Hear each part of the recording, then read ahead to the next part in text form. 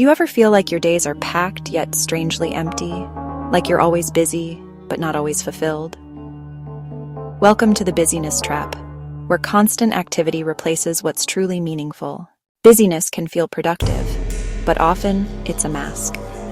Research shows constant busyness fuels stress, drains creativity, and even undermines health. When every moment is filled with doing, there's no space left for being. We mistake motion for meaning and progress for purpose. The antidote isn't doing more, it's choosing better. Meaning comes from space, intention, and alignment with what matters most. When we pause, reflect, and act with clarity, even small actions feel rich and purposeful. Presence creates depth, and depth creates meaning. One powerful way to escape the busyness trap is the gratitude reset.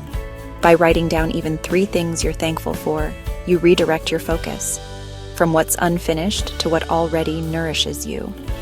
Gratitude reframes your day, anchoring you in enoughness and meaning. Busyness is loud. Meaning is quiet. When you slow down, space opens. In that space, you'll find the freedom to live untrapped. Welcome to this module. Let's explore how to step off the hamster wheel and back into what truly matters.